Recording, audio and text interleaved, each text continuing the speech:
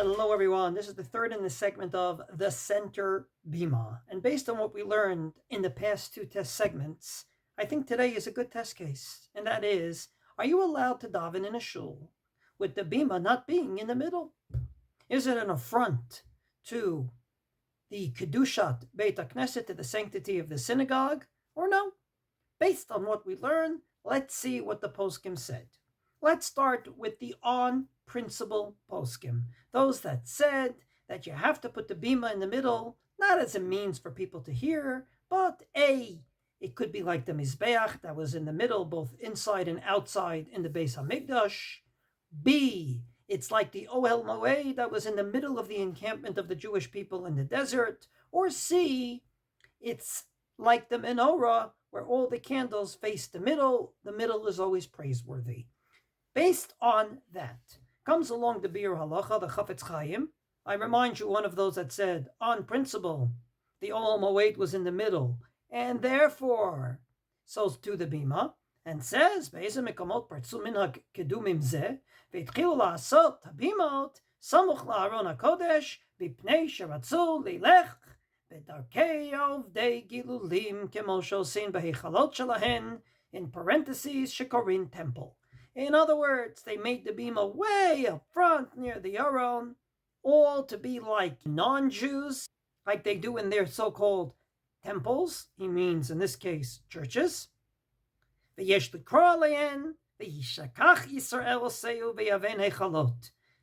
is what the pasuk means, that the Jewish people forgot, and they start building edifices. And our poskim absolutely went ballistic on people like this, quoting the Khatam Sofer we already quoted, Imri Eish we quoted, and others.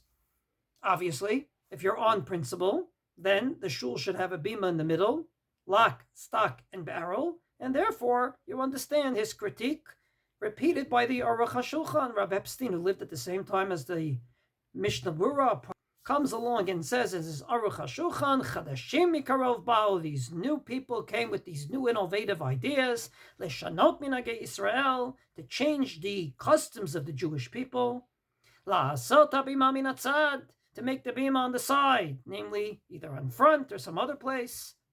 And their punishment is great. They're not only changing a custom, they're changing a custom that's logical. And even though it's logical and the custom, they're only doing it to make trouble. And therefore he says, absolutely not. And not surprisingly, the Minchat Yitzchak, who quoted the views that said it's on principle, comes along and says that when the Rambam says that you have to put the bima in the middle, he said ma'amidim bima ba'emtza, or in the Ramah, ve'osim bima ba'emtza, ve'lo amru ve'nahagu. He didn't say it's a minhag to put the bima in the middle. He said, this is what you do. Ma'amidim. You make a shul, put the bima in the middle. That's what the Ramah said. Oh, sin bima ba'emtza. So based on this, muchach dedina ka'amru ve'la rak minhaga. It must be a halacha and not just a custom. It's not just something we do. It's an absolute law.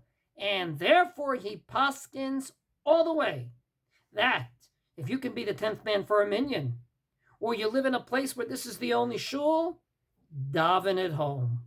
And therefore he paskins al kol panim, based on the mecholat einayim asur lo min haTorah, lilech litpalel sham, lihiyot nitpala ovrei aveira. And from this perspective, we understand if it's on principle, this is the way our shuls are, you can't change it. But Rav Moshe Feinstein has a different point of view. Rav Moshe Feinstein comes along and says that for sure you should put the bima in the middle.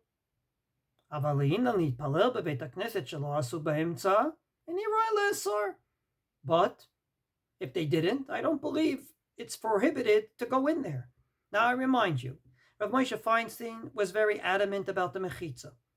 Rav Moshe Feinstein had very fierce positions when he wanted to. But on this issue, he doesn't believe that there's a prohibition to go into a shul in which the bima is not in the middle. Why?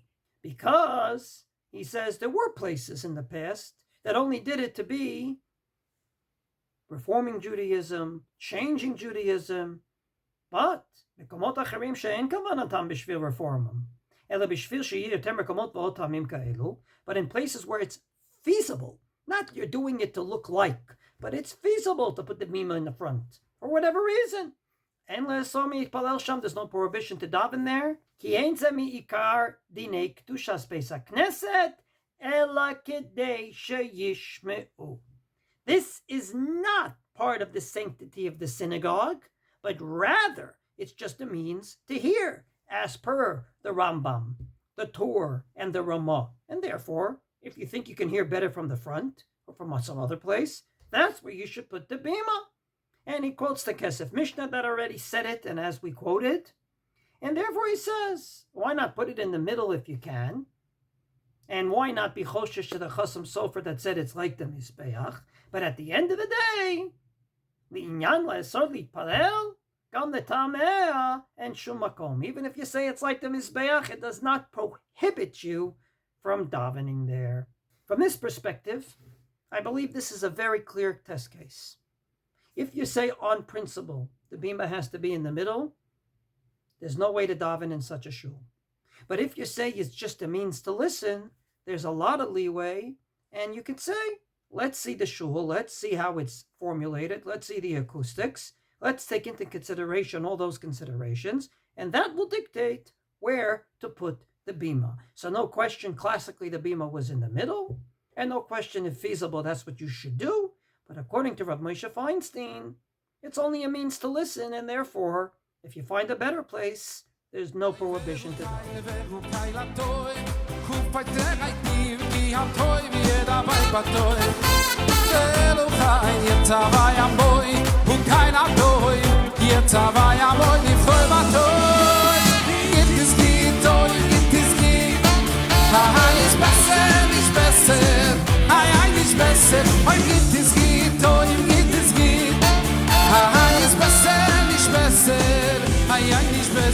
Heute geht es geht,